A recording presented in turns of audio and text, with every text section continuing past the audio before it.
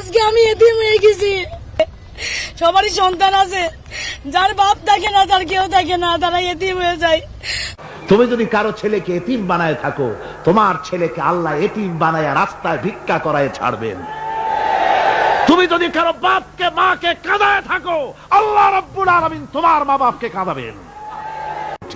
বিবেক দিয়ে চিন্তা করো, যাকে মেরেছো ওই রাত্রে তার বাড়ির কাছে যাও, ওই রাত্রে গোপনে তার বাড়ির কাছে গিয়ে দেখো তার মা কিভাবে তার সন্তানের জন্য কাঁদতেছে, মায়ের কোলটা খালি হয়েছে বলে কিভাবে কাঁদতেছে, তার বাবা কিভাবে কাঁদতেছে, তার বউ থাকলে কিভাবে ছটফট করতেছে, তার কলিজার টুকরা সন্তান থাকলে কিভাবে আব্বা আব্বা বলে কাঁদতেছে।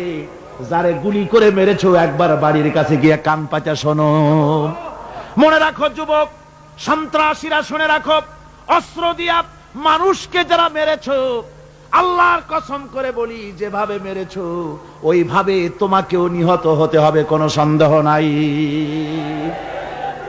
বাড়িতে গিয়ে ডায়েরিতে লিখে রাখো আমার কথা। থামুন, বাড়িতে গিয়ে ডায়েরিতে লিখে রাখুন, ডায়েরিতে লিখে রাখো, যদি তুমি কাউকে হত্যা করে তার বউকে যদি বিধবা বানায় থাকো, তোমার বউ বিধবা হবেই, কোনো সন্দেহ নাই।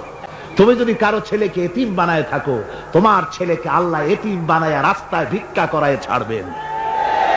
তুমি যদি কারো বাপকে মাকে কাঁদায় থাকো, আল্লাহ রাব্বুল আলামিন তোমার মা বাপকে কাঁদাবেন। তুমি যদি বেয়নটের খোঁচা দিয়া, ড্যাগারের খোঁচা দিয়া একটা মানুষকে যদি বুক ফেড়ে থাকো, তোমার বুকটা ঝাঁঝরা করে দেওয়ার মতো অস্ত্র আল্লাহ তৈরি করে রেখেছে। বিশ্বাস করো, বিশ্বাস করো। অননুমোদিত অস্ত্র থানায় জমা দিয়ে দাও, মসজিদে ঢোকো, নামাজ পড়ো, চরিত্রবান হয়ে যাও। তোমাদের প্রতি আমার উদাত্ত দাওয়াত, আমার বুক ভরা দরদ। তোমাদের বিরুদ্ধে আমাদের কোনো বিদ্বেষ নাই, হিংসা নাই, আছে কলিজা বড় দরদ।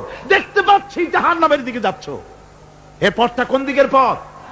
জোরে বলেন, কোথার পথ? ওই নেতাদের পিছনে আর চলো না, তওবা করো।